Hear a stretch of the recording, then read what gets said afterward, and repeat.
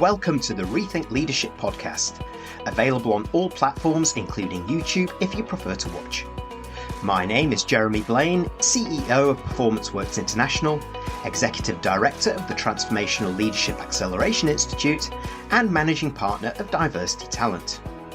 My aim is to bring insights from leaders, experts, and highly talented professionals from around the world. Insights, stories, and advice from the front lines of modern leadership to engage, inspire, and mobilize progress back in the workplace. Every episode is a learning opportunity for us all. The Rethink Leadership podcast also supports charities around the world. Each episode is in aid of a cause chosen by my guests, and to date I'm proud to say we've supported over 60 global and local great causes. My guest for this episode of the Rethink Leadership podcast is David Latten. David is a thoroughly modern leader and head of procurement at Logitech, one of the world's leading manufacturers of computer peripherals and software. David's main priority as a procurement leader is to ensure Logitech and the wider corporate sector can deliver real progress towards sustainable development goals, environmental and social governance, and strong diversity, equality and inclusion via their supplier spend. Currently, only 6.1% of the trillions of dollars spent annually go to underrepresented suppliers, despite the best efforts of a growing community of procurement leaders who remain committed to increased supplier diversity. Core value for Logitech and a personal passion for David as a modern, enlightened leader. In fact, he's led Logitech's partnering with Gender Fair to launch the Coalition for Gender Fair Procurement with the simple aim of leveraging the multi-trillion-dollar spending power of corporate procurement as a lever to provoke urgently needed progress towards gender equality. As you may expect, David goes beyond the procurement DE&I focus and brings that into his own leadership, particularly around gender equality, as another lever to attract, grow and retain a more diverse, powerful and inclusive talent pool.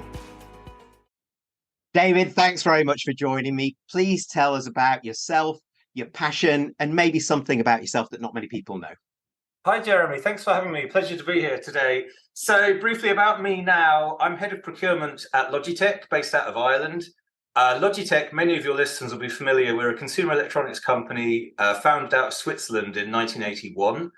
About me and sort of my journey to where I am today, I think starting from my early days, I was distinctly average, very average at school, not on any honours boards, didn't really fit in well with the sort of fixed structure of academia.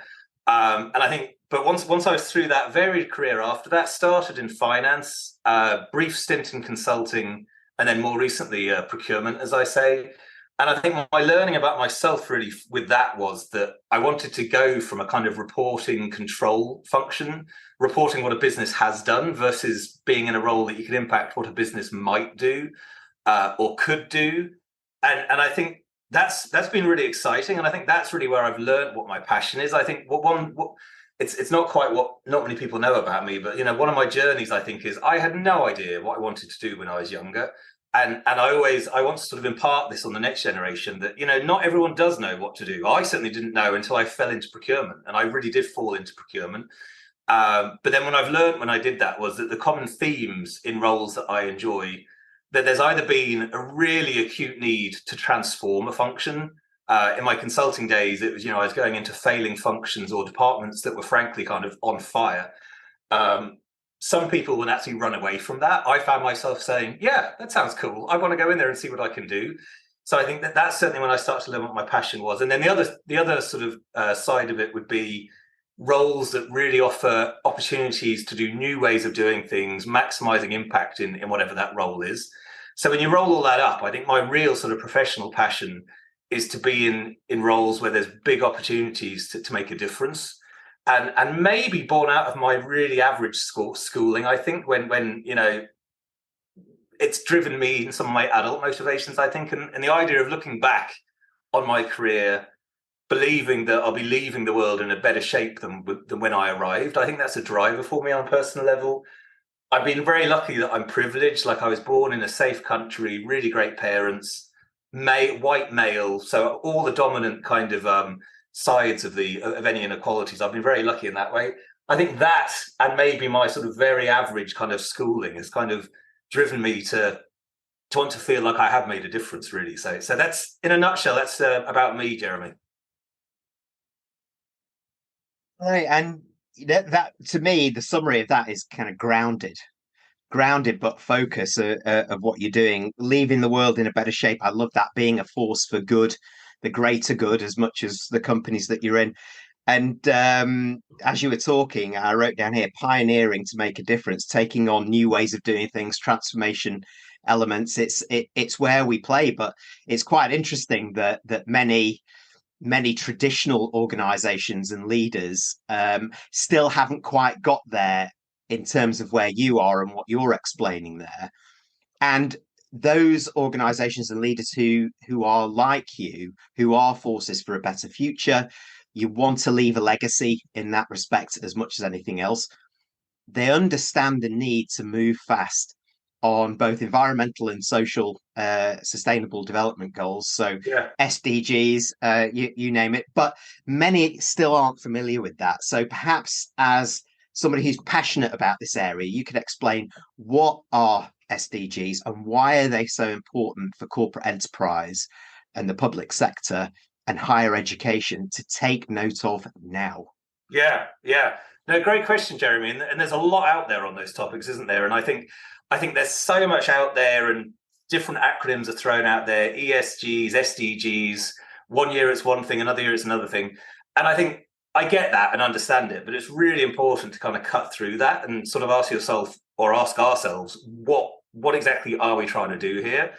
And if you look at the SDGs, for example, the UN Sustainable Development Goals, created back in 2015 by the UN in New York, I believe it was, setting forward targets that by 2030, we're going to achieve a lot of these aspirational requirements for society. So 15 years to get there, back in 2015. And I think, we're sort of halfway on that journey now. We're roughly around 7.5 years away from that target now. That's the societal goals, but I mean, so what? What can corporations do there? Of course, the impact of corporations is enormous. There's some great work by an organization called the World Benchmarking Alliance. They have this idea of the SDG 2000, which essentially says the most influential companies across the world, they employ millions of people, have trillions of dollars of revenue. Society will not reach goals without these large corporations taking a lead. I mean, if you just, those maths kind of make it simple enough, don't they? Society will not get where we need to go without corporations taking a lead. So corporations need to move. And then I think, in addition to that, and almost sort of more exciting than that, I recently read some research from something called the Edelman Trust Barometer. And this really digs into, what does society expect from corporations? Do they trust corporations to act? And the findings from it are really interesting. That firstly, society expect that corporations will act not only on environmental challenges, but also society challenges, equality and the such. And also they trust corporations to act. They trust corporations to act more than any other group. I mean, more than the media, that's hardly surprising. More than governments, that's somewhat surprising, I would have thought. But amazingly, more than NGOs. General society at the moment is asking corporations to make a move, and they trust them to make a move more than they do these other groups. If you add all that together, that there's the obvious truth that corporations can have a massive impact. Society is expecting and trusting that we're going to make an impact. So societies really do need to move on it, as corporations really need to move on it. And then I think, if you look on the flip side of it in terms of, where are we now? We're 7.5 years away from those SDGs. Like I say, if you just take one of them, SDG 5, gender equality, which in a nutshell means that all legal, social and political barriers to women and girls' empowerment will be removed by 2030. Where are we now? World Economic Forum tells us we're over 100 years away from gender equality, bearing in mind 7 years from the 2030, 100 years away from gender equality. So huge need to act. We're a long, long way away from gender equality and other SDGs, to be frank, as well. Corporations have a huge power and, frankly, a responsibility to act. And lastly, society, our consumers, our customers are saying, we think you should act on this. And at the moment, we trust you to act on this. All that is a definite opportunity to act. And if companies don't act, then that trust isn't going to last forever. So I think it really is something that needs to speak strongly to how a corporation acts. And there's a lot of talking the talk, isn't there, David, rather Yeah, than walking the talk. And this really is the where you can look at the more traditional leadership companies who are maybe struggling actually about what they do in this area, and then some of the more enlightened modern businesses and leaders or transformed businesses who understand that duty of care for society, for the planet, for all of these different goals that we're looking at. Part of me also thinks, though, that the current brand of capitalism that we're practicing, especially you mentioned the US before, and especially in the US, often that fuels talking the talk. But when it actually comes to balancing that societal purpose, people, profit, we appear in some of these things to be skewed still very much by the bottom line. So in order to reduce that, as you talked about the World Economic Forum, that well, we seem to be 100 years away from one of these yeah, targets, the gender equality, but we've said it's going to be 7. If we're really going to change the game on this, then what does need to change in terms of how we choose to do business and the mindset shift, particularly that's needed across shareholders, the executive board who are advising, and the C-suite who are taking that advice into action? yeah. I suppose what I was thinking when you were talking there, Jeremy, was that many progressive companies are doing great things. But here's the thing: we can't rely purely on progressive companies. We need all companies to do it. And like you say, it's the importance of the bottom line. And that's never going to go away, because ultimately businesses need to give shareholders a return on their investment. There's something inherently wrong with that capitalism, in the sense that there needs to be a return on that investment. But I think the really exciting thing is the moment we're in now, and the exciting thing that will push this beyond progressive companies only is that I really think there is a change happening. And when I say that, the moral case for inclusive, equal workforce and looking to be an ally for the environment, the moral case for all that is obvious. But I think today we're starting to see that the business case is too, by which I mean that if you are a company that purely looks at things through a lens of the bottom line, we're starting to see that that's changing now too, not just in terms of long-term business sustainability, but even in terms of short-term impact right now. There's lots of evidence that having diverse and inclusive leadership teams now will lead to better performance. Now, I think there was some McKinsey did work about, if you've got at least 30% of your leadership team being women, you will perform better than a team that has less. 10 to 30%, I think. And if you have less, and they'll perform better even than those that have less again. So that will impact quarterly performance now. So I think that's a connection of inclusion and equality and performance right now. One of the challenges that I would have in my team, and I think all corporations have, is the recruiting and retaining the top talent, that war for talent. It's becoming a huge driver now for people deciding where they want to work. They want to work at an organization that is that's really looking to drive forward these values. So there's really strong short-term reasons why bottom line equals the right thing to do, and that's only getting stronger. And then, of course, sort of longer-term drivers are things like, Gen Z are entering the economy as employees and consumers. Millennials are entering leadership. And these generations really are driving change. Like I said, with the talent, they want to work from companies that are really working with a purpose. They're good for planet and good for people. The current kind of threats and insecurities in the world are kind of some of the worst since, back in the 1960s. But we've also got a generation that wants to change the world for social good in a similar way to back in the 1960s. Progressive leaders have always got this, like I said, Jeremy. I think the really exciting thing is that those really just black and white spreadsheet focused, we need to make sure this works on a quarterly basis now. Don't talk to me in 5 years' time. Now, I think that's beginning to get traction now too. So it's not there yet, but it's starting to happen. But I think I like to think of it that soon the idea, and I think you said it in your intro, Jeremy, around there's the triple P, the people, planet, and profit, there's stakeholder capitalism, will really be succeeding at this, where there's no such thing as stakeholder capitalism. It is just capitalism. And I think there's short-term drivers for that some people are getting.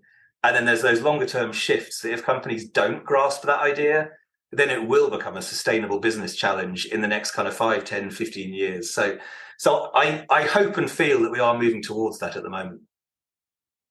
It's interesting that I noticed it in the research that's coming back to us as well, is that employees seem to have more power now than they've had in a long, long time, the power of choice. And the drivers of that choice are moving away from what we may have seen in the past around salary, promotion, career, into, is this the right kind of company? Do they have a balance? And will I be fulfilled in my Yeah, career? That fulfillment angle is certainly there. So going back to what you're saying, what's encouraging from what you've been saying there, David, is that the change is happening. Yes, the moral case is understood. We need to move now from allyship, which is more talking the talk, to advocacy, which is walking that talk, and harness that power of the people as much as the ones who are in charge of leading this, so that we can all do it together. So the time for action is now. So I'm going to put you on the spot, of course, and I'm going to ask you just straight out. So how do leaders, particularly who are going to drive this, the engine behind it, if you like, to get it going?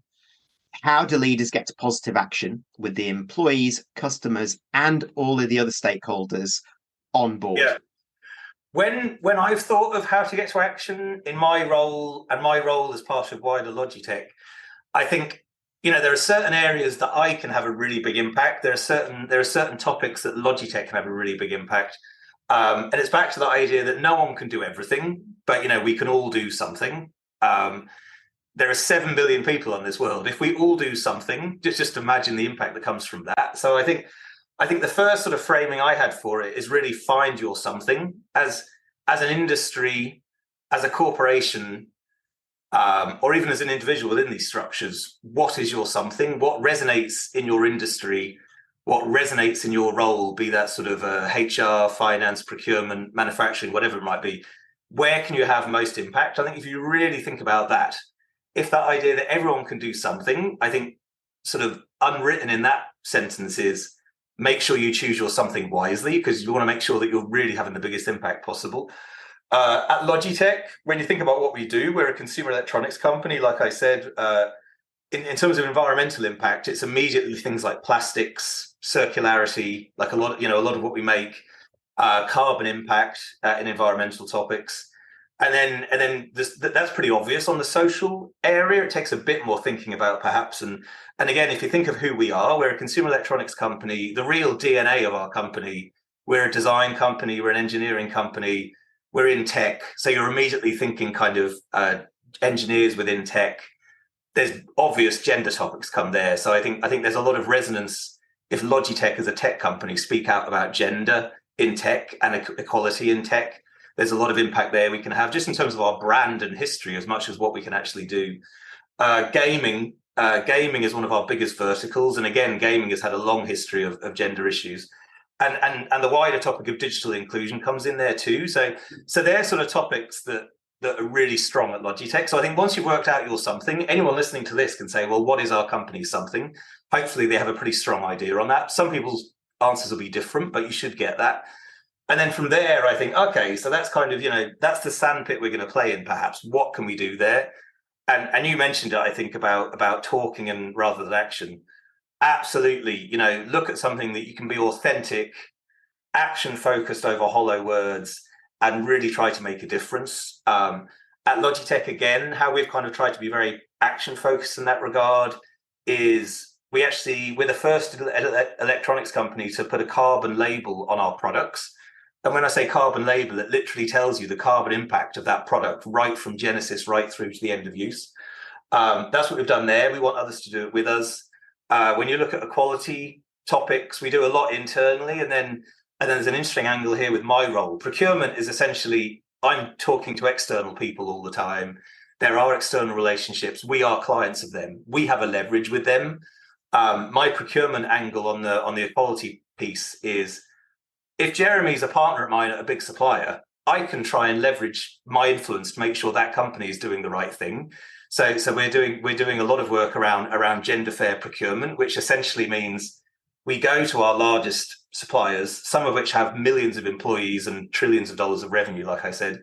We go to them and we look to make sure that they are allies for this cause. So I think that's very action focused campaign. So authenticity and action. And then lastly, certainly a Logitech belief, but I think it rings true everywhere, is if we can all do something, imagine the power if we did that as a collective. We can provoke change so much faster by working together.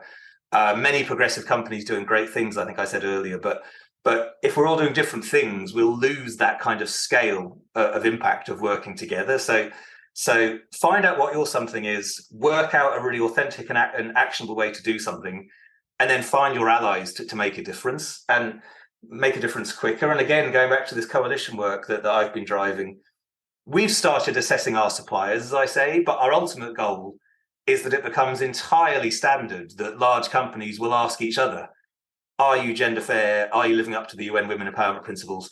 I can't change an industry on my own. We need others to do that with us. And if you look at the tangents between environmental topics and social topics, net zero, for example, is a very well understood aspirational goal. Hey, Jeremy, when's your company going to be net zero? Hey, David, when are you going to be net zero? Everyone kind of gets that. We don't really have a similar aspirational target around equality or gender equality in this case. That, again, is ultimately what we're trying to do here, which we need allies. So I think they're the three things. Find your something, act on it, and work with allies, because you'll make change a hell of a lot quicker doing that. I love that, and I really like what you're talking about in your own company where you work, Logitech, what they're doing around this, and that is walking the talk. Maybe taking you outside of that, what other companies have you come across or leaders who are getting this right, and what are they perhaps doing that others may not be, which is helping them make more rapid progress?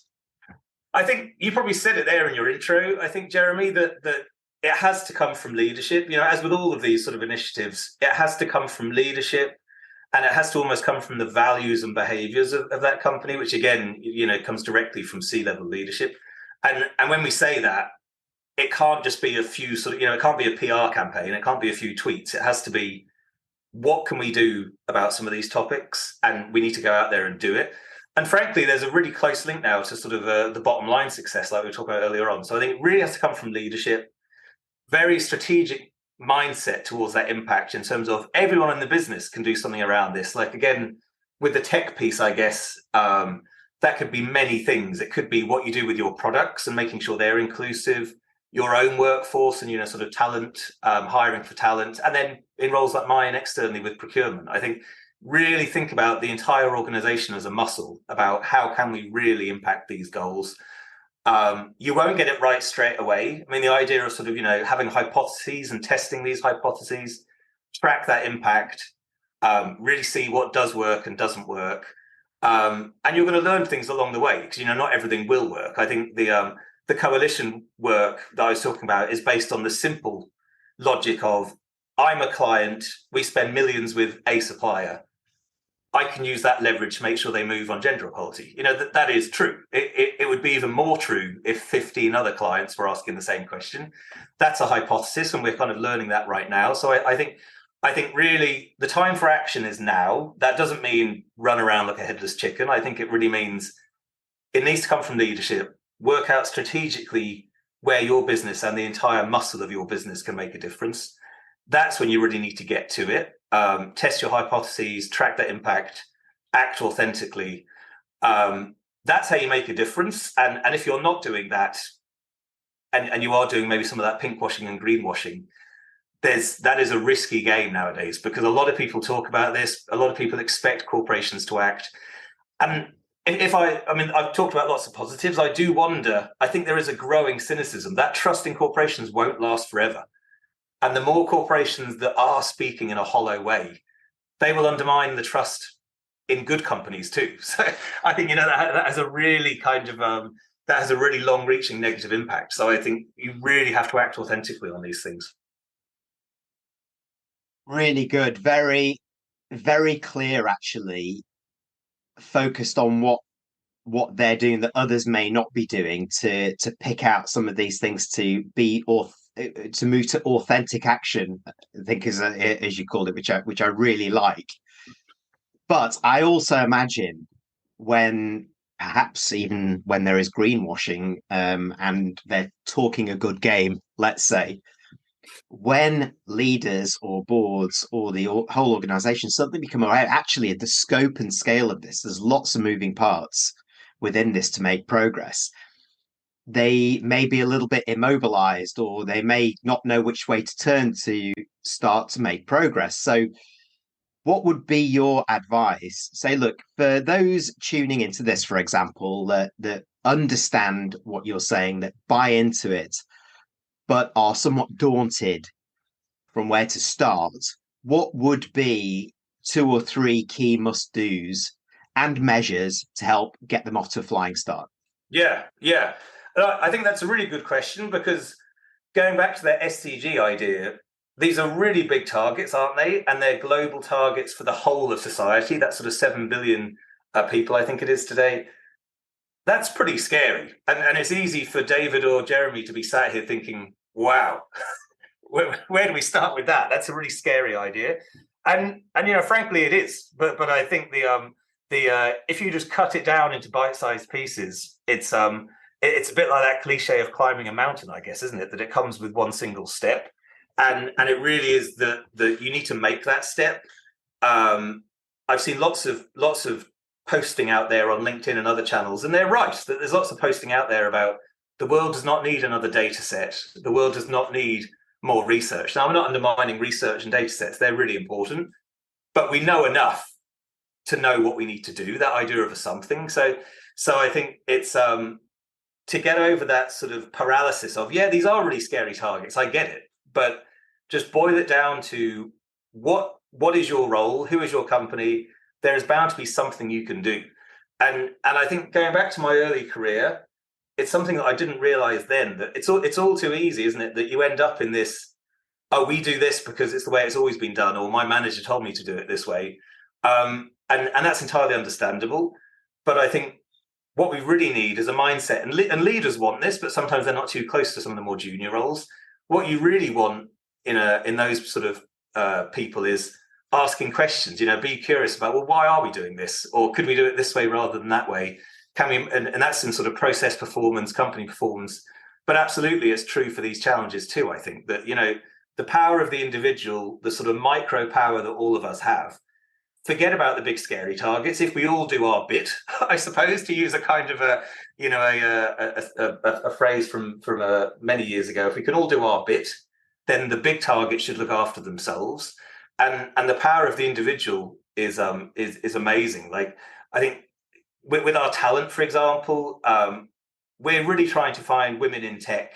We always hire the right talent, the best person for the role, but we'll exhaust every option possible to find great women in our tech roles and leadership positions and elsewhere.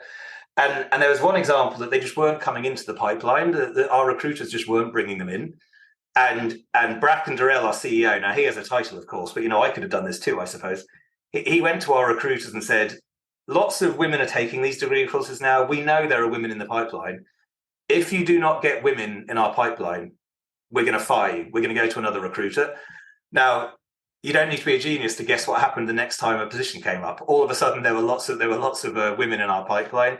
So I think really just boil it down to it's a mountain. What's your first step going to be? What's the best route to take? And what is that first step going to be? Try and look at it through those lenses, because otherwise, yeah, these are scary targets. Such great stuff here, David, and it's been a really good, insightful conversation. And from starting with your admission that you were average at school, you are clearly excelling in business and modeling this at leadership level. And that's the key, isn't it? We have to model this, and we have to walk the talk, of course. We do. So, and the interesting thing there, and this is a way broader point than you or I think, that yeah, I was distinctly average at school. I struggled with academia. My curious mindset was also asking fundamental questions about, well, why should I do this? Or why should it be like that? And I can imagine really irritating for a teacher. But I think the bigger, wider point is there's there's a disconnect between academia, I think, and then success in business roles. That they maybe reward different ways of thinking, and like I say, that goes way beyond you and I. But I mean, my mum always says that whenever, like, my brother was very academic, he went into medicine, and she always says whenever the school rang, we always knew it was going to be about David. We always knew David's done. What's David done now? And that's kind of a funny little story. But I think the really interesting point is everything about my personality that made me struggle at school has actually made me do really well in my particular function in procurement, but also wider corporate roles. And that's a big point if you think about it. There's a disconnect between schooling and corporate world. And I think it's interesting to look at how can we connect those things. Well, I'm laughing when you're talking there because not wishing to be Monty Python about it, but I was looking up to the average and thinking, wow, I wish I was average. I feel exactly the same. I really didn't. I immersed myself in sport in school, but then seemed to have a different brain on when I entered business, which suited me much more, actually. But that workplace readiness is a whole different conversation, and I completely agree with you. So, David, after everything that you've told us, leave us with three, 4, 5 parting messages, and please tell us, for those tuning in, how they get in touch with you, how they link to you to continue the conversation. I think the quick 3 things I've really kind of threaded through the conversation, I suppose, Jeremy. But yeah, in the idea of sort of doing a quick conclusion to our chat, that idea of something is really important, isn't it? Everyone can do something. What is your something? Really think about that for you individually, for you as part of your organization and function. What is your something? When you've worked that out, really think about how you can maximize that impact. Develop your hypotheses towards that. But don't be afraid to change either. I think this idea that, action essentially means let's test those hypotheses. Sometimes they might be wrong. If they're wrong, don't be afraid to pivot, but test those hypotheses with action.